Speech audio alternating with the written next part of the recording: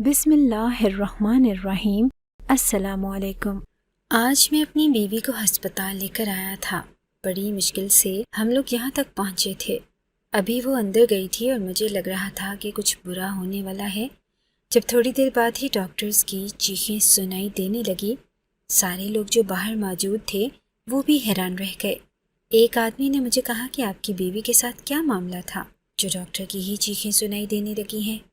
میں نے کہا کہ مجھے ٹھیک سے پتہ نہیں۔ ایک نرس باہر آئی اور اس نے کہا کہ وہ مریضہ کہہ رہی ہے کہ میرے باپ کو بلا دو۔ میں جلدی جلدی اس کے باپ کے پاس گیا اور اسے بلا کر لے آیا۔ وہ زیادہ دور نہیں رہتا تھا، لیکن اسے منانا بہت مشکل تھا۔ جب وہ آ گیا تو ڈاکٹر نے اس کے سامنے مجھے یہ بتایا کہ میری بیوی کے ہاں 1/7 میں شمع سے بہت محبت کرتا تھا۔ وہ اپنے باپ کی لاڈلی تھی اور اس کی ماں اس دنیا میں نہ تھی۔ وہ اپنے باپ کے ساتھ ہی رہتی تھی۔ اس کا باپ اس سے کوئی کام نہیں کرواتا تھا جبکہ وہ لوگ بہت غریب تھے، لیکن میں تو ان سے بھی زیادہ غریب تھا۔ میرے ماں باپ میری شادی ایک امیر باپ کی بیٹی سے کرنا چاہتے تھے۔ ویسے وہ اتنا امیر نہیں تھا، لیکن ہمارے لیے امیر ہی تھا۔ میں اسے شادی نہیں کرنا چاہتا تھا۔ جب میں نے انکار کیا تو میرے ماں باپ نے مجھے گھر سے نکال دیا اور کہا کہ چلا جا یہاں سے۔ 2-4 دن میں نے اپنے دوست کے گھر گزارے، لیکن شمع کو یہ بات نہیں بتائی۔ جب اس کو پتہ چلا تو وہ بڑی پریشان ہوئی۔ اس نے کہا کہ اب کیا کرو گے؟ وہ کہنے لگا کہ میرا دوست بھی کہتا ہے کہ یہاں سے نکلو، میرے پاس نہ کام ہے نہ پیسہ ہے۔ میرے گھر والوں نے تو مجھے کپڑے بھی اٹھانے نہیں دیے۔ ان کو امید تھی کہ میں امیر لڑکی سے شادی کر لوں گا تو ان کے گھر کے حالات بدل جائیں گے، لیکن اب انہوں نے مجھے گھر سے نکال دیا۔ شمع کی آنکھوں میں آنسو آ گئے اور اس نے کہا کہ تم نے میرے لیے اتنا کچھ کیا تو میرے گھر چلو۔ میں نے اسے کہا کہ پاگل، اگر کہے گی کہ میں کون ہوں تو ایک جیتا جاگتا مرد اس کے سامنے لا کے کھڑا کر دے گی اور کہے گی کہ یہ ہمارے گھر میں رہنا چاہتا ہے۔ وہ کہنے لگی کہ ایسے نہیں، ہم پہلے شادی کریں گے اور اس کے بعد میں اپنے باپ سے کہوں گی کہ یہ اس گھر کا داماد اور میرا شوہر ہے، اور پھر جب میرے باپ کو پتہ ہوگا کہ ہمارے پاس جانے کی کوئی جگہ نہیں تو وہ ہمیں گھر میں رکھ لے گا۔ صبح صبح ہی وہ اپنے باپ کے گھر سے نکلی۔ اس نے کوئی بہانہ کیا کہ کسی دوست کی شادی میں جانا ہے۔ وہ تیار ہو کے آ گئی اور کچھ پیسے بھی لے کر آ گئی۔ میں نے بھی اپنے کچھ دوستوں کو تیار کیا اور 4 گواہوں کا اور مولوی صاحب کا انتظام کر لیا۔ جب شمع وہاں آئی تو بہت زیادہ پریشان تھی۔ کہہ رہی تھی کہ میرا باپ اس دنیا کا سب سے اچھا باپ ہے۔ جب میں 2 سال کی تھی تو میری ماں اس دنیا سے چلی گئی تھی، لیکن اس نے دوسری شادی یہ سوچ کے نہیں کی کہ مجھ پہ سوتیلی ماں آ جائے گی، جبکہ وہ اس ٹائم صرف 24 سال کا تھا۔ اس نے مجھے دے دی اور آج میں اس کو بغیر بتائے اپنی زندگی کا اتنا بڑا فیصلہ کر رہی ہوں۔ میں نے اسے کہا کہ میں بھی اپنے ماں باپ کا اکلوتا بیٹا تھا، لیکن تمہارے لیے میں نے ان کو چھوڑا ہے۔ بات یہ نہیں ہے کہ کس نے زیادہ قربانی دی، بات یہ ہے کہ ہم دونوں نے بہت بڑی قربانی دی ہے اور امید ہے کہ سب کچھ ٹھیک ہو جائے گا۔ اللہ ہماری قربانی ضائع نہیں کرے گا اور ہماری محبت میں بھی برکت پڑے گی۔ باقی ماں باپ ساری زندگی ناراض نہیں رہیں گے، مان جائیں گے۔ میں نے اس کو تسلی دی۔ ہم لوگوں کا نکاح ہو گیا۔ ہمارا سب سے بڑا مسئلہ یہی تھا کہ ہمارے پاس پیسے نہیں تھے۔ میں نے صرف میٹرک کیا ہوا تھا اور میرے ہاتھ میں کوئی ہنر نہ تھا۔ میں ہٹا کٹا نوجوان تھا، مزدوری کر سکتا تھا، لیکن وہ بھی روز نہیں ملتی تھی۔ شمع کو شاید کپڑے سینے آتے تھے، لیکن اس کے پاس مشین نہ تھی۔ ہم لوگوں کا نکاح ہو گیا اور شمع رونے لگی کہ آتے تھے، لیکن اس کے پاس مشین نہ تھی۔ ہم لوگوں کا نکاح ہو گیا اور شمع رونے لگی کہ میرا باپ مجھے تلاش کر رہا ہوگا، کیونکہ میں کبھی اتنی دیر گھر سے باہر نہیں رہی۔ اب گھر چلتے ہیں۔ جب ہم لوگ گھر میں داخل ہوئے تو اس نے پہلے ہی کہا کہ تم کہاں رہ گئی تھی؟ میں کب سے تمہارا انتظار کر رہا تھا۔ دوست کے گھر گئی تھی، لیکن اتنی دیر؟ اس کے باپ کی نظر مجھ پہ پڑی تو وہ حیران ہو گیا۔ اس نے کہا کہ یہ کون ہے؟ ایسے کوئی لڑکی اپنے باپ کے سامنے آ جائے اور ایک آدمی اس کے ساتھ ہو جس کو اس کا باپ جانتا نہ ہو تو یہ سب کچھ بہت ہی عجیب ہوتا ہے۔ اس نے کہا کہ اندر چلیں، پھر بتاتی ہوں۔ ہم دونوں اندر آ گئے اور شمع نے ان کو سب کچھ بتا دیا۔ بتاتے بتاتے وہ رونے لگی تھی۔ اس کے باپ نے کہا کہ تیری اتنی جرأت کہ تو نے کسی سے نکاح کر لیا بغیر مجھ سے پوچھے اور اب میرے گھر آ گئی اور کہتی ہے کہ ہمیں یہیں پہ رہنے دو۔ کیسا آدمی ڈھونڈا ہے تو نے، جس کو اس کے گھر والوں نے گھر سے باہر ہی نکال دیا ہے تو نے۔ اور میں آج ہی اپنے دوست کو زبان دے کر آیا تھا، ارے اس کا بیٹا ڈاکٹر ہے ڈاکٹر۔ ہم غریب ہیں لیکن تیری شکل اتنی خوبصورت ہے کہ تیرے لیے میں نے ڈاکٹر کا رشتہ تلاش کیا۔ پتہ نہیں کیا کہہ کر میں نے اس کو منایا، کس طرح سے میں نے اس کو راضی کیا، اور تو اس آدمی سے نکاح کر کے چلی آئی۔ نکل جا میرے گھر سے، میں تجھے کبھی معاف نہیں کروں گا، چلی جا یہاں سے۔ شمع تو حیران رہ گئی، لگتا ہے اسے بالکل بھی اندازہ نہیں تھا کہ اس کا باپ اس طرح کا رد عمل دے گا۔ اس نے کہا کہ تو نے میرا دل دکھایا ہے، مجھے معاشرے میں رسوا کیا ہے، ان لوگوں کے سامنے میری بے عزتی کروائی ہے۔ میں تجھے بد دعا دیتا ہوں کہ اللہ تجھے کبھی اولاد نہ دے، تو اولاد کے سکھ سے محروم رہے۔ شمع رونے لگی، بلکنے لگی کہ نہیں، ایسے نہیں کریں، مجھے تھوڑی سی جگہ دے دے، میں اس گھر میں رہ لوں گی، آپ کو امی کا واسطہ ہے۔ لیکن انہوں نے میں اس گھر میں رہ لوں گی، آپ کو امی کا واسطہ ہے، لیکن انہوں نے اس کی ایک بات نہ مانی، بلکہ ہم دونوں کو دھکے دے کر گھر سے نکال دیا۔ اب ہم دونوں کے پاس ہی رہنے کی کوئی جگہ نہیں تھی۔ جب شمع کے ساتھ میں گھر آ رہا تھا تو وہ بہت پر امید تھی، کہہ رہی تھی کہ سب کچھ ٹھیک ہو جائے گا، میرے بابا بہت اچھے انسان ہیں، مجھے ایک دن بخار ہوتا ہے تو وہ پوری رات نہیں سوتے، تھوڑا غصہ کریں گے لیکن مان جائیں گے۔ اس کی امیدیں ٹوٹی تھیں، لیکن مجھے پتا تھا کہ ایسا ہی ہوگا۔ ہم اتنے زیادہ مجبور ہو چکے تھے کہ جتنا شاید اس دنیا میں کوئی بھی مجبور نہیں ہوگا۔ ہم دونوں کے پاس بس وہ کپڑے تھے جو ہم نے پہن رکھے تھے۔ ہم ایک پارک میں جا کے بیٹھ گئے، بینچ کے اوپر بیٹھے تھے، نہ کچھ بول رہے تھے، نہ ایک دوسرے سے بات کر رہے تھے کہ ہمیں یہ محبت زیادہ مہنگی نہیں پڑ گئی تھی۔ وہیں بیٹھے بیٹھے شام ہونے لگی اور اسی طرح رات ہو گئی۔ بھوک ضرور لگتی ہے۔ میری جیب میں صرف 40 روپے تھے۔ میں نے قریب سے 4 کیلے پکڑ لیے اور اپنی نئی نویلی دلہن کو کہا کہ تم کچھ کھا لو، لیکن اس نے کچھ نہیں کھایا۔ وہ کہنے لگی کہ کیا ساری رات یہاں بیٹھ کے گزاریں گے؟ تو میں نے کہا کہ ہاں، اور پھر تم اکیلی نہیں، میں ہوں نا تمہارے ساتھ، میرے کندھے پہ سر رکھ کے سو جاؤ، میں جاگ رہا ہوں، جب تک میں تمہارے ساتھ ہوں کچھ نہیں ہوگا، کوئی تمہارا کچھ نہیں بگاڑ پائے گا۔ ہم لوگوں نے یہ رات کس طرح گزاری، ہمیں اتنے مچھر کاٹے کہ صبح تک ہماری حالت بری ہو چکی تھی، اور ہم یہ بات کیسے بھول سکتے تھے کہ یہ نومبر کا مہینہ تھا، وہ بھی آخر۔ ہم لوگ باہر نہیں گزار سکتے تھے، ہمارے پاس تو گرم کپڑے بھی نہ تھے۔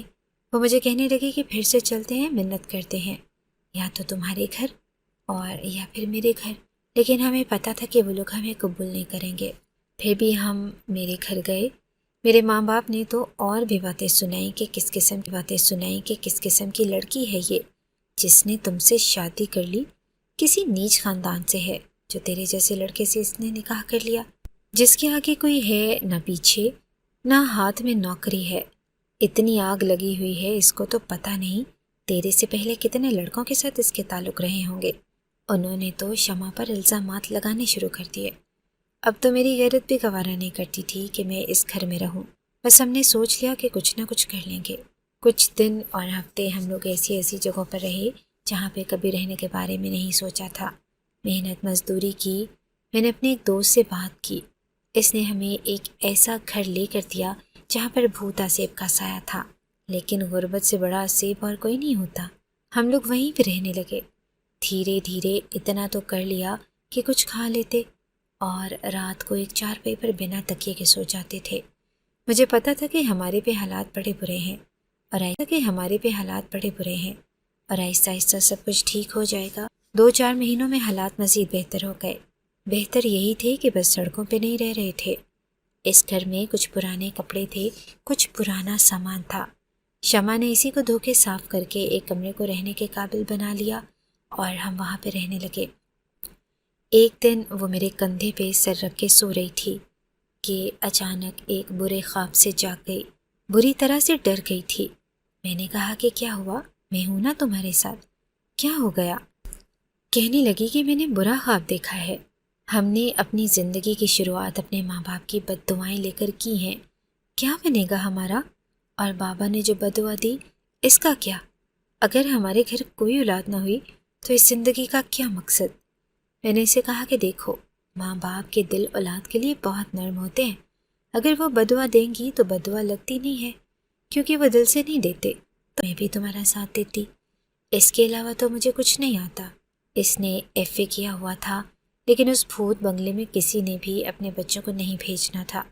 اگر ایک بچہ 200 روپے بھی دیتا تو ہم لوگ کام کرنے کو تیار تھے، لیکن اس بھوت بنگلے میں کوئی آنے کو راضی نہیں تھا. میں اسے اکیلا چھوڑ کے جاتا تھا، لیکن اس نے کبھی نہیں کہا تھا کہ مجھے ڈر لگ رہا ہے، کیونکہ وہ جانتی تھی کہ ہمارے پاس اور کوئی راستہ نہیں ہے. ایک دن میں گھر آیا تو اس کی طبیعت بڑی خراب تھی. میں نے ان سے کہا کہ چلو ڈاکٹر کے پاس. وہ کہنے لگی کہ کیسے جائیں گے، ڈاکٹر پیسے مانگ لے گا. اگر سرکاری ہسپتال میں بھی جائیں گے تو پرچی بنوانی پڑے گی. ہمارے پاس تو پرچی بنوانے کے لیے پیسے نہیں ہیں. مجھے پتا ہے میرے ساتھ کیا ہو رہا ہے. میں نے کہا کہ کیا ہو رہا ہے، مجھے بتاؤ. اس نے کہا کہ شاید میرے ہاں اولاد ہونے والی ہے.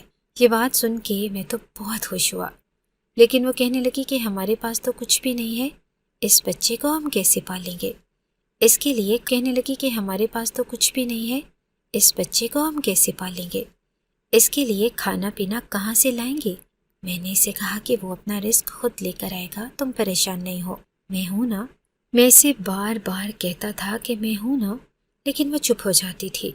شاید اس کو مجھ پہ بھروسہ نہیں تھا، اور وہ جانتی تھی کہ میں اپنی پوری محنت کر کے بھی زیادہ سے زیادہ کیا ہی کر لوں گا. کیا پسند کی شادی کرنا اتنا بڑا گناہ ہے؟ ایک دن مجھے میرے باپ نے دیکھ لیا تھا. میں مزدوری کر رہا تھا اور میں نے پھٹے ہوئے کپڑے پہنے ہوئے تھے. مجھے لگا کہ شاید وہ مجھے بلا لیں گے، گلے سے لگا لیں گے، لیکن وہ میرے پاس سے گزر گئے. کسی کو بھی ہم پہ ترس نہیں آ رہا تھا، نہ ہمارے اپنوں کو اور نہ ہی قسمت کو. شمع روز روتی تھی، کہتی تھی کہ پتہ نہیں کیا ہو رہا ہے.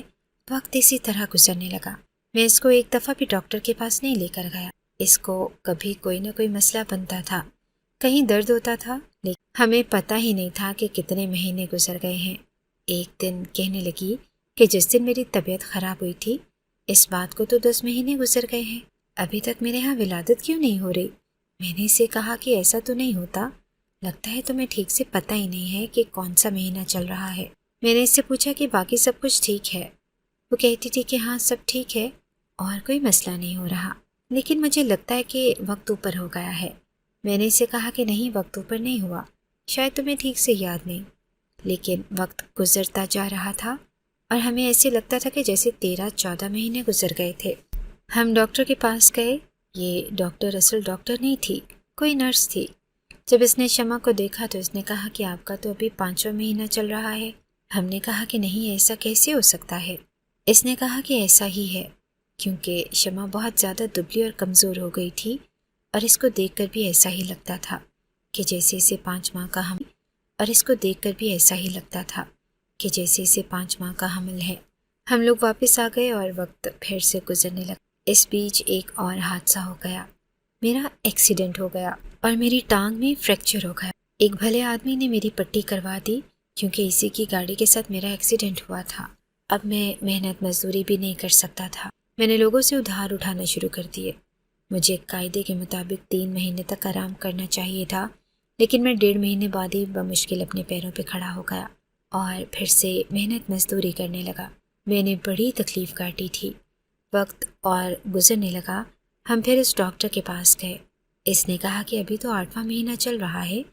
اتنا کہہ کر وہ چپ ہو جاتی تھی اور ابھی فیس لے لیتی تھی، جو ہم بڑی مشکل سے جمع کر کے اس کے پاس جاتے تھے. شمع ڈپریشن میں چلی گئی تھی. اس نے جو کچھ بھی ان مہینوں میں دیکھا تھا، محسوس کیا تھا، وہ اپنے ہوش و حواس میں مجھے اس وقت تک اس بات کا اندازہ نہیں تھا. اب میں نے اسے کہا کہ ہم کسی اچھی ڈاکٹر کے پاس چلتے ہیں، کچھ بھی کر لیں گے، محنت کر لیں گے، اس کو کہیں گے کہ فری میں چیک کر لے، اسے اچھے ہسپتال چلتے ہیں. لیکن وہ کہتی تھی کہ میں نے نہیں جانا. وہ کہتی تھی کہ بس جو ہے اس کو ایسے ہی چلنے دو. یہ کہانی سن کے حیران ہو رہے ہوں گے کہ بھلا ایسا بھی ہوتا ہے، لیکن اس دنیا میں بہت کچھ ہوتا ہے. ہم لوگوں کو ہمارے اپنے ماں باپ نے گھر سے نکال دیا. ہمیں ہمارے 4 جوڑی کپڑے بھی نہیں لینے دیے. ہم لوگ ایک بھوت بنگلے میں رہ رہے تھے جہاں سے لوگ پاس سے بھی نہیں گزرتے تھے. کوئی ہمیں ادھار نہیں دیتا تھا. میری ٹانگ ٹوٹ گئی اور میں ٹوٹی ہوئی ٹانگ کے ساتھ محنت مزدوری کرتا تھا. میری بیوی حاملہ تھی اور وہ بیچاری اس بھوت بنگلے میں اکیلی رہتی تھی۔ مجھے تو ایسے لگتا تھا کہ جیسے اس کے اوپر کسی کا سایہ پڑ گیا ہے۔ وہ اپنے ہوش و حواس میں نہ تھی۔ ایک دن میں نے اسے کہا کہ اب بہت ہو گیا، پتہ نہیں کیا ہو رہا ہے، اتنی دیر تو نہیں ہوتی نا کہ کسی کا بچہ ہی پیدا نہیں ہو رہا ہوتا۔ میں تمہیں ڈاکٹر کے پاس لے کر جا رہا ہوں، چلو۔ جیسے میں نے اس کا ہاتھ پکڑا، اس نے ایک جھٹکے سے میرا ہاتھ چھڑا لیا۔ مجھے اس پر ایسے لگا کہ جیسے اس کے اندر میرے سے زیادہ طاقت ہے۔ اس کی آنکھوں میں عجیب سا احساس تھا، اس کے چہرے پہ عجیب سی نفرت تھی۔ اس نے کہا کہ تمہاری وجہ سے ہوا ہے یہ سب کچھ، اور اب تم تماشا دیکھ رہے ہو؟ ڈاکٹر کے پاس لے جانے کی اوقات ہے تمہاری؟ منت کر لیں گے جا کے۔ کون سی ڈاکٹر منت کر کے میرا چیک اپ کرے گی؟ اور اگر اس نے وہاں کہہ دیا کہ اس کا تو آپریشن ہوگا، تو کیا منت کروا کے آپریشن کرواؤ گے؟ منت کر لیں گے، وہ ایسے بولی کہ میں حیران رہ گیا۔ میں سمجھ ہی نہیں پایا کہ یہ وہی شمع ہے۔ مجھے ایسے لگا کہ اس کے اندر کوئی اور بول رہا ہے۔ اب مجھے اس سے ڈر لگنے لگا۔ اس نے کہا کہ بیٹھ جاؤ چپ کر کے، اور اس گھر کے اس کمرے میں چلی گئی جہاں پہ ہم نہیں جاتے تھے۔ اس گھر میں 4-5 2 کمروں کی چھت گری ہوئی تھی، اور 2 کمرے بالکل بھی رہنے کے قابل نہیں تھے۔ ہم ایک ہی کمرے میں رہتے تھے، اور اس میں سے ایک کمرہ ایسا تھا جو بہت ہی زیادہ خوفناک لگتا تھا، اور یہ اسی کمرے میں گئی تھی، وہ بھی اس وقت جب شام ہونے والی تھی۔ میں اسے بلا رہا تھا لیکن وہ میری بات نہیں سن رہی تھی۔ اس نے کہا کہ اکیلا چھوڑ دو مجھے، اور جب صبح ہوئی تو وہ بالکل ٹھیک تھی۔ ایسے لگ رہا تھا کہ جیسے اس نے مجھ سے کوئی لڑائی، کوئی بدتمیزی، کوئی بدزبانی کی ہی نہیں ہے۔ کہنے لگی کہ پاؤڈر والا دودھ ختم ہو گیا ہے۔ ہم پاؤڈر والے دودھ کا ایک پیکٹ لیتے تھے اور اس سے 10 دفعہ چائے بناتے تھے، جبکہ وہ صرف 2 کپ چائے بنانے کے لیے ہی ہوتا ہے، اور ہم صبح صرف چائے ہی پیا کرتے تھے اور کچھ نہیں کھاتے تھے۔ میں نے کہا کہ ہاں میرے پاس کچھ پیسے ہیں، میں جا کر دودھ لے آتا ہوں۔ اس نے کہا کہ پریشان نہیں ہو، سب کچھ ٹھیک ہو جائے گا۔ وہ میرے گلے بھی لگی، اس نے میرا ہاتھ بھی پکڑا۔ میں حیران تھا کہ یہ تو بالکل ٹھیک طریقے سے پیش آ رہی ہے، لیکن کل اس کو کیا ہو گیا تھا؟ میں اس نتیجے پہ پہنچ گیا کہ شاید اس کے اندر اسی گھر میں بسنے والی کوئی چڑیل آ گئی تھی جو یہ اس طرح کی باتیں کر رہی تھی۔ میں نے اسے نہیں بتایا کہ کیا ہوا، اور وقت پھر سے گزرنے لگا، لیکن ایک اچھی خبر ملی تھی۔ میرے ایک دوست نے گھر بنوانا تھا، اور اس نے کہا کہ وہ مستری کا کام مجھے دے گا، اور عام دہاڑی مزدوری سے 200 روپے زیادہ بھی دے گا، اور میرا روزانہ کا کام ہو، یعنی اگر میں اس گھر کا بنانے کے لیے 6 مہینے لگاتا تو میرا 70-80 ہزار روپے کا کام تھا، اور اس نے کہا کہ وہ مجھے یہ پیسے ایڈوانس دے دے گا، اور میں ان پیسوں سے اپنے لیے گھر کا راشن خرید سکتا ہوں، اور کوئی ایسا مین کام کر سکتا ہوں جو نہیں ہو رہا ہے۔ میں نے کہا کہ اگر ایسا ہو جائے تو بڑی بات ہے۔ اس نے کہا کہ تو میرا دوست ہے، اتنا تو میں کر ہی سکتا ہوں۔ میں یہ خوشخبری شمع کو سنانا چاہتا تھا۔ ہم غریبوں کے لیے یہی خوشخبری تھی کہ ایک ساتھ اتنے پیسے تو میں نے اپنی پوری زندگی میں کبھی نہیں دیکھے تھے، اور جب سے ہم لوگ اس مصیبت میں پڑے تھے تب سے تو بالکل بھی نہیں۔ میں نے سوچ لیا تھا کہ میں شمع سے کہوں گا کہ پیسے آ رہے ہیں، سیدھا ڈاکٹر کے پاس جائیں گے، اور اگر ڈاکٹر کہتا ہے کہ آپریشن کرنا ہے تو آپریشن بھی کروا لیں گے۔ پتہ نہیں ہمارے ساتھ کیا ہو رہا تھا، بات بہت ہی زیادہ عجیب طرف چلی گئی، لیکن جب گھر آیا تو سامنے کا منظر دیکھ کے حیران رہ گیا۔ شمع بے ہوش ہو چکی تھی، اور اسے بہت زیادہ ٹھنڈے پسینے آ رہے تھے۔ میں تو ڈر گیا، مجھے بہت ڈر لگ رہا تھا۔ اب کہیں جا کر اس کو دیکھ کر ایسا لگتا تھا کہ وہ ہمارت ہے۔ میں نے اسے اٹھایا اور ڈاکٹر کے پاس لے گیا۔ ڈاکٹر کو سب کچھ بتایا، اپنے دوست کو بھی فون کیا۔ جب ڈاکٹر نے کہا کہ یہ آپ کیا کہہ رہے ہیں کہ 1 سال سے بھی زیادہ عرصہ ہو گیا، ایسا نہیں ہو سکتا، آپ لوگوں سے کوئی غلطی ہوئی ہوگی۔ میں نے اسے کہا کہ ڈاکٹر صاحبہ ہو، لیکن مجھے تو اتنا پتہ ہے کہ سال سے بھی زیادہ عرصہ ہو گیا ہے، بتائیں کیا ہو سکتا ہے؟ انہوں نے کہا کہ اچھا ہم چیک کرتے ہیں۔ جب وہ باہر آئی تو کافی پریشان تھی۔ انہوں نے کہا کہ آپریشن کرنا ہوگا۔ میں نے کہا کہ میں پیسوں کا انتظام کرتا ہوں، تو ڈاکٹر نے بڑی عجیب بات کہہ دی۔ اس نے کہا کہ نہیں، پیسوں کا انتظام کرنے کی ضرورت نہیں ہے، یہ سب کچھ ہماری طرف سے ہوگا، ہم خود ہی سب کچھ کر لیں گے، بس ہمیں آپ کی اجازت چاہیے، کیونکہ اس طرح کا کیس ہم نے پہلے کبھی دیکھا ہی نہیں ہے۔ تو ہم لوگ ویڈیو بنانا چاہتے ہیں، آپ کی بیوی کے پردے کو کوئی نقصان نہیں پہنچے گا، اس کے وجود کا کوئی بھی حصہ نہیں دکھایا جائے گا، لیکن ہم لوگ اس پہ ایک چھوٹی سی رپورٹ بنانا چاہتے ہیں کیونکہ یہ ایسا کیس ہے جو میں نے اپنی زندگی میں پہلی دفعہ دیکھا ہے، اور اگر اس کیس کے بارے میں ہم تھوڑی معلومات ریکارڈ کر لیں تو کل کو پڑھائی کے مقصد کے لیے اس کو استعمال کیا جائے گا۔ اگر آپ ہمیں اجازت دیتے ہیں، اپنا کنسنٹ دیتے ہیں، مقصد کے لیے اس کو استعمال کیا جائے گا۔ اگر آپ ہمیں اجازت دیتے ہیں، اپنا کنسنٹ دیتے ہیں تو ہم ایسا کریں گے، ورنہ نہیں کریں گے، اور اس کے بدلے میں ہم آپ کی بیوی کا سارا علاج بالکل مفت کریں گے۔ اس کے بعد کی دوائیاں بھی ہماری طرف سے ہوں گی، اور جب تک وہ ٹھیک نہیں ہو جاتی وہ ہسپتال میں مفت رہ سکتی ہے۔ میں تو غریب آدمی تھا، میں نے کہا کہ بس میری بیوی کی چادر اور پردے کو کوئی نقصان نہیں پہنچنا چاہیے، اور ایسا کچھ نہیں ہونا چاہیے۔ ہم لوگ غریب ہیں لیکن عزت دار ہیں۔ اس نے کہا کہ آپ فکر نہیں کریں، میں آپ کو یقین دلاتی ہوں، ہم جو بھی ریکارڈ بنائیں گے آپ کو پہلے دکھائیں گے۔ اگر آپ اوکے کریں گے تو تبھی ہم اس کو سیو کریں گے، نہیں تو آپ کی آنکھوں کے سامنے ڈیلیٹ کر دیں گے۔ میں نے کہا کہ ٹھیک ہے۔ ڈاکٹر نے کہا کہ آپ کو زیادہ پریشان ہونے کی ضرورت نہیں ہے، تھوڑا وقت زیادہ لگے گا۔ میں نے کہا کہ میری بیوی تو ٹھیک ہے نا؟ تو ڈاکٹر نے ایک لمبی آہ بھری اور کہا کہ ہاں ٹھیک ہے، با ہو رہا تھا۔ میں حیران تھا، وہاں پر ایک آدمی بیٹھا تھا۔ اس نے کہا کہ میری بیوی کا تیسرا آپریشن ہے، زیادہ سے زیادہ آدھا گھنٹہ لگتا ہے، لیکن آپ کی بیوی کو تو اندر لے گئے ہیں اور 2-3 گھنٹے گزر چکے ہیں، آپ پتہ کیوں نہیں کرتے کہ کیا ہو رہا ہے؟ میں نے کہا کہ بھائی مجھے تو نہیں پتہ ان معاملات کا۔ اس نے کہا کہ ارے مجھے تو پتہ ہے نا، میں آپ کو کہہ رہا ہوں کہ آدھے گھنٹے سے زیادہ وقت نہیں لگتا، آپ جا کے دیکھیں۔ آج کل ہسپتال والوں کا کیا بھروسہ ہے، پتہ نہیں آپ کی بیوی زندہ بھی ہے یا نہیں۔ میں اور پریشان ہو گیا، لیکن کہاں جاتا، کس کے پاس جاتا اور کس سے پوچھتا، مجھے کچھ بھی معلوم نہیں تھا۔ اچانک میری نظر میری بیوی کے باپ پہ پڑی۔ اس نے مجھے یہاں دیکھا اور وہ سمجھ گیا یہ تو عورتوں کا ہسپتال ہے، تو شاید اس کی بیٹی کو ہی لے کر آئے ہوں گے۔ اس نے کہا کہ کیا ہوا میری بیٹی کو، کیسی ہے وہ، ٹھیک تو ہے؟ میں نے ان کو سب کچھ بتا دیا تو وہ پھوٹ پھوٹ کے رونے لگا۔ اس نے کہا کہ تم لوگ میرے پاس کیوں نہیں آئے، مجھے تو پتہ ہی نہیں چلا کہ تم لوگ کہاں گئے۔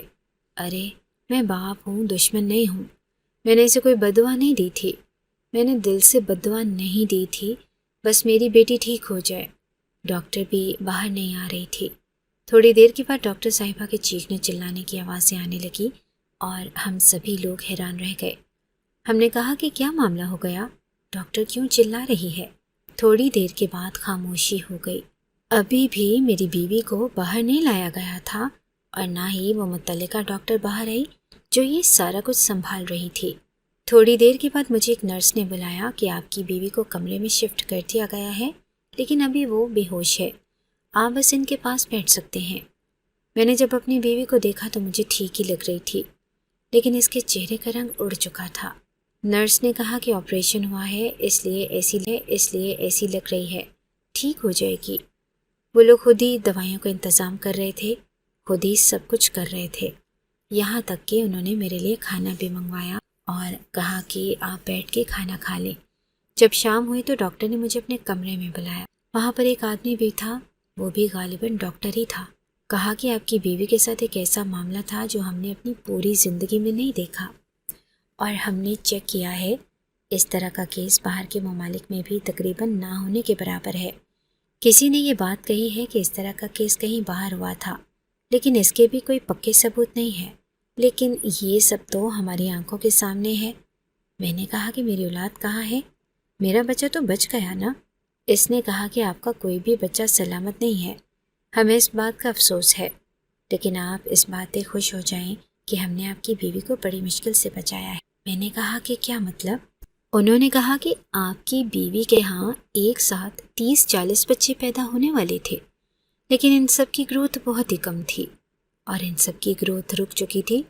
یوں سمجھیں کہ وہ سب اس طرح کے تھے جیسے 2-2 ڈھائی مہینے کا حمل ہوتا ہے، یعنی کہ بہت چھوٹے چھوٹے۔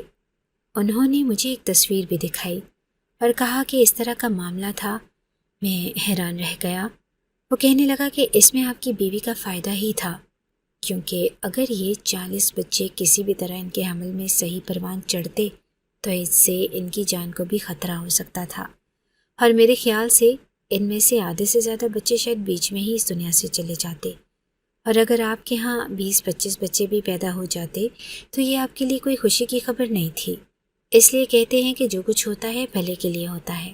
آپ کی بیوی کا آپریشن بہت مشکل تھا، کیس بہت ہی زیادہ کریٹیکل تھا۔ ہم نے بڑی مشکل سے ان کی جان بچائی ہے۔ اب وہ خطرے سے باہر ہے، لیکن ان کو اسپتال میں رہنا ہوگا۔ انہوں نے مجھے وہ ویڈیو بھی دکھائی جو انہوں نے بنائی تھی۔ اس میں میری بیوی بالکل بھی نظر نہیں آ رہی تھی، لیکن ویڈیو دیکھ کر میرا دل بڑا خراب ہوا۔ میری آنکھوں میں آنسو آ گئے۔ انہوں نے کہا کہ یہ کسی معجزے سے کم نہیں ہے کہ آپ کی بیوی کی جان بچ گئی ہے، لیکن یہ بد دعا کا اثر ہی تھا کہ اگر سب کچھ ٹھیک رہتا تو شاید ہمارے گھر میں ایک ساتھ ہی بہت سارے بچے پیدا ہوتے۔ یہ ایسا ہی تھا کہ جیسے ہم نے ایک ساتھ پتہ نہیں کتنے بچوں کو کھو دیا تھا کہ ہمارا غم کم ہو سکتا تھا۔ ہم تو ابھی بھی حیران ہیں، اس لیے 10 دن تک ان کو رکھنا چاہتے ہیں کہ کہیں بعد میں کوئی مسئلہ نہ سامنے آ جائے۔ 10 دن تک میری بیوی وہیں پر تھی۔ میں نے اس کو بھی سب کچھ بتایا، لیکن وہ کچھ نہیں بولی، بس اس کی آنکھوں سے آنسو نکل رہے تھے۔ ڈاکٹر نے کہا کہ ایسا معاملہ نہیں ہے، دوبارہ سے ماں بن سکتی ہے۔ لیکن جب اس نے اپنے باپ کو دیکھا تو وہ خوش ہو گئی، کیونکہ اسے اس کے باپ نے معاف کر دیا تھا۔ مجھے میرا سسر اس نے کہا کہ یہ گھر میں نے تم دونوں کے نام کر دیا ہے، اور اپنی دکان بھی میرے حوالے کر دی، اور اب ہم لوگ وہیں پہ رہتے ہیں۔ میرے ماں باپ کو جب سے یہ پتہ چلا ہے کہ دکان بھی میرے نام ہو گئی ہے اور گھر بھی ہمارا ہو گیا ہے، وہ بھی پاس آنے کی کوشش کر رہے ہیں۔ میں نے ان سے بات چیت کی ہے، لیکن اپنی بیوی کو ان سے نہیں ملوانا چاہتا، کیونکہ انہوں نے اس کے کردار پہ انگلی اٹھائی تھی، اور یہ بات میں کبھی نہیں بھول سکتا۔ اگر آپ کو ہماری یہ کہانی اچھی لگی ہے تو ہماری کہانی کو لائک کیجیے، اور اس طرح کی مزید کہانیاں سننے کے لیے ہمارے چینل کو سبسکرائب کیجیے۔ کہانی سننے کا شکریہ۔ آپ سے ملاقات ہوگی اگلی ویڈیو میں، تب تک کے لیے اللہ حافظ۔